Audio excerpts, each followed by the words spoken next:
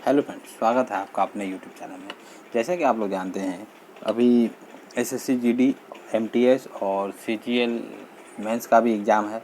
तो मैं एक जीके का सेशन लाऊंगा, डेली एक वीडियो डालूंगा जो जीके में आप लोगों को मदद कर सके। ये प्रीवियस ईयर क्वेश्चन बेस होगा और जो आप लोगों के एग्ज़ाम में आप लोगों को सहायता करेगा। तो देखिए, मेरा पहला वीडियो है और ये विभिन्न तरह के कंपटीशन एग्ज़ाम में आप लोगों को हेल्प करेगा। तो देखते हैं हम लोग क्या क्या क्वेश्चन है इसमें। तो देखिए सबसे पहले मिलान वाला क्वेश्चन है। सपोज मान लीजिए मोहनजोदड़ो ग्रेट बात, मोहनजोदड़ो में ग्रेट बात मिली थी। हड़प्पा स्टेचू ऑफ प्रिस्ट यहाँ पे फेमस है। कालीबंगा हल हल के चिन्ह मिले थे। लोथल में क्या है? पतन है। तो ये हो गया मिलान वाला क्वेश्चन। आप लोग एक बार देख लीजिए, मोहनजोदड़ो में क्या मिला था? ग्रेट बात। Harappa statue of the priest, Kalibangan हल के चिन्ह, और लोथल में क्या मिली थी? पतन।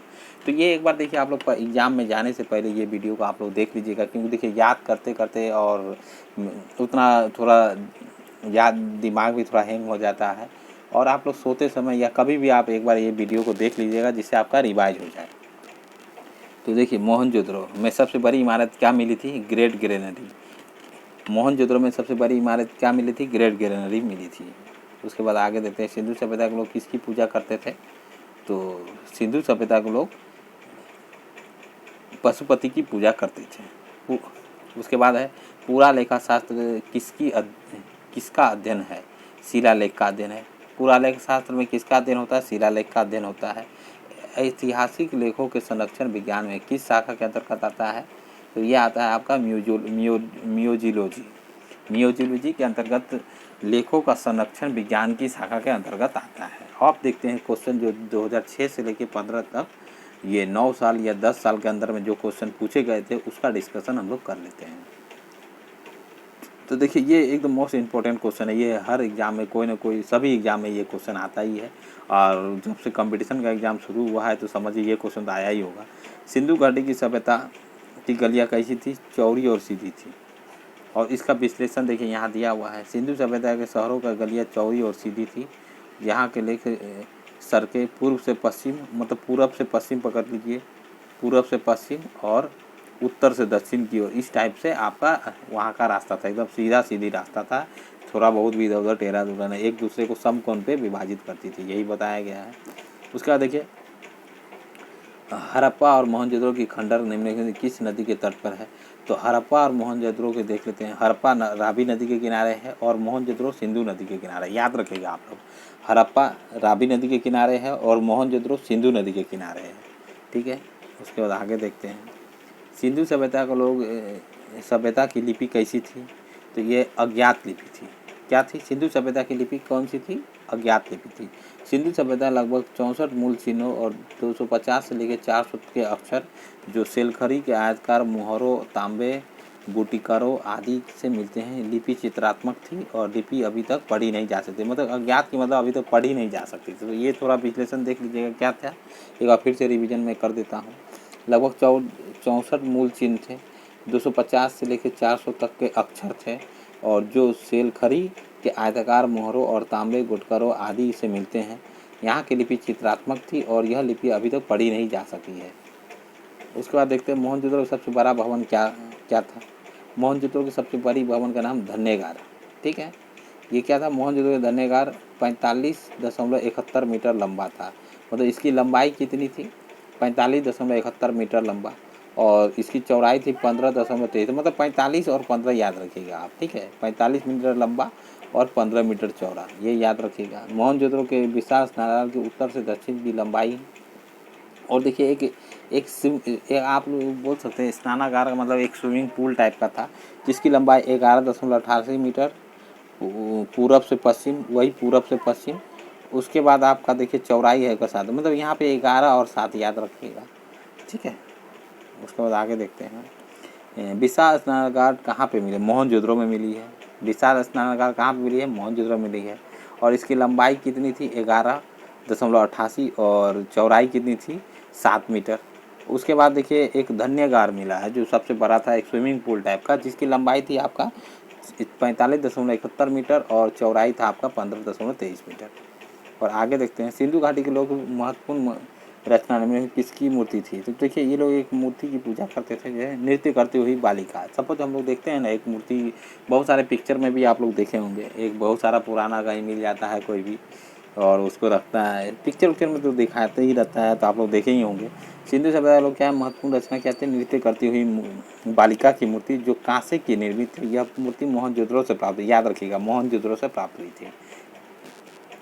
और आगे देखते हैं देवी माता का पूजा संबंधित क्या थी। देखिए देवी माता के बारे में कुछ सिंधु सभ्यता में पूछे गए थे क्वेश्चन, तो देखते हैं। देवी माता और मातृ देवी की पूजा सिंधु सभ्यता के लोग एक विशिष्ट लक्षण था। सपोज किसी भी युग में देखिएगा प्रचलन कुछ होगा जो कुछ देवी देवता का ज़्यादा महत्वपूर्ण योगदान था या आदमी लोग मानते थे, तो उस समय क्या था, सिंधु सभ्यता लोग क्या थे, माता और मातृ देवी की पूजा करते थे। पुरातात्विक साक्ष्यों से प्राप्त मातृ देवी की मूर्तियों के इससे चिन्ह ज्ञात होता है, एक चिन्ह भी मिला था वहाँ पे। ठीक है, सिंधु सभ्यता के पतन स्नानागार बंदरगाह, मतलब वहाँ पे बंदरगाह क्या थे, तो सिंधु सभ्यता में एक ही बंदरगाह था जो लोथल एक बंदरगाह वहाँ पे मिले थे, जो ये क्या अहमदाबाद के गुजरात जिले में है, सबरवाल नामक ग्राम के समीप था। क्या सबरवाल नामक ग्राम, सपोज कभी कभी ऐसा क्वेश्चन आ जाए, डीपली पूछ लिया जाए जो किस गांव के समीप में है, तो सबरवाला याद रखिएगा। यह वर्ष 1955 से 62 के मध्य में SR राव के निर्देशन में खुदाई होती। SN राव, क्वेश्चन याद रखिएगा, SR राव, ठीक है, SR राव के निरीक्षण में, इसके मतलब इनके लीडरशिप में 1955 से लेके 55 से 62, ये याद रखिएगा, 62 से 55 से 62 में RS राव के मतलब निर्देशन में अध्यक्षता में इनकी मतलब खोज की गई थी। 2 शिले के घिरे हुए थे। और उसके बाद देखते हैं और तो बहुत ज़्यादा है इसमें, लेकिन वही मेन बात था जो आगे डिस्कस, जहाँ पे 2 मिल के घेरे हुए थे, मतलब यही याद रखिएगा, इतना डीपली आप लोग देख लीजिएगा, स्क्रीनशॉट ले लीजिएगा इसका। और आगे देखते हैं लोथल नामक स्थान में निम्नलिखित में सभ्यता कहाँ जहाजी मालघाट मिला था, तो यही है आपका क्वेश्चन।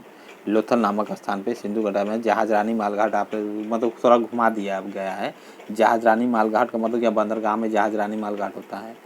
सिंधु सभ्यता का अर्थव्यवस्था की ताकत क्या थी, अर्थव्यवस्था की ताकत क्या थी, तो हम लोग पढ़ते हैं। देखिए कृषि और पशुपालन, बहुत सारे आदमी हैं सिंधु सभ्यता के, देखिए बहुत सारा कन्फ्यूजन हो जाता है, वहाँ वो लोग व्यवसाय लिख देता है। एक पिक्चर आया था बीच में मोहनजोदाड़ो, वहाँ के लोग व्यवसाय दिखा दिया गया था, तो बहुत सारे बच्चे वही देखिए मार देख के आ जाते थे। तो यहाँ देखिए हम लोग डीपली पढ़ते हैं इसका थोड़ा।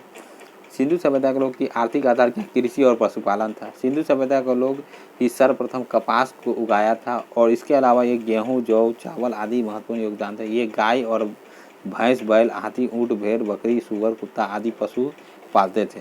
लेकिन घोड़े का ज्ञान था, घोड़े का ज्ञान नहीं था इन लोगों का। सपोज आप लोग को अगर पूछा जाए जो उस समय कौन सा जानवर ऐसा जिससे वो लोग परिचित नहीं थे, तो घोड़े से परिचित नहीं थे, ये क्वेश्चन आएगा। बाकी बात जितना है वो सब तो है ही। ये लोग व्यापार और शिल्प निर्माण के उद्योग में प्रवीण थे। तो ये लोग देखिए व्यापार में भी थे प्रवीण, लेकिन मेन इन लोगों का कार्य क्या था, कृषि और पशुपालन। व्यापार तो करते थे लेकिन कृषि और पशुपालन इन लोगों का मेन आर्थिक आधार था। थैंक यू भाई, अगर वीडियो अच्छा लगा होगा तो लाइक करिएगा। और ये वीडियो देखिए, मैं एक बात बता दूं, ये वीडियो आपका विभिन्न तरह के competition exam SSC, GD, MTH, CHSL और CGL सभी एग्जाम में ये आप लोगों के लिए महत्वपूर्ण होगा। अगर आप लोगों को वीडियो अच्छा लगा होगा तो आप लोग कमेंट में बताइएगा, और आने वाले समय में मैं और भी वीडियो डालूंगा। देखिए ये वीडियो आपको ज़्यादा मिनट का मैं बनाऊँगा नहीं, 10-10 मिनट करके बनाऊँगा, जिससे आने वाले और हर सब्जेक्ट में 10 मिनट 15 मिनट, देखिए ज़्यादा टाइम होता नहीं, मैं आपको खींचूंगा नहीं ज़्यादा, जो हाँ बोरिंग लगने लगे, और शॉर्टकट में बनाऊंगा। और आपका रिवीजन के तौर में ये जब भी आपको टाइम मिलेगा आप लोग देखिएगा, जिस समय पढ़ाई से आप रेस्ट कर रहे हैं उस समय ये वीडियो देखिएगा, आप लोगों को डेफिनेटली कुछ ना कुछ फ़ायदा होगा। थैंक यू भाई, अगर वीडियो अच्छा लगा होगा तो लाइक करिएगा, कमेंट में अगर कुछ पूछना होगा तो पूछ सकते हैं, और चैनल को सब्सक्राइब कर लीजिए, क्योंकि आने वाले समय में मैं इसी तरह का बहुत सारा वीडियो छोड़ूंगा जो आप लोगों के पास आसानी से पहुँच जाए। थैंक यू भाई।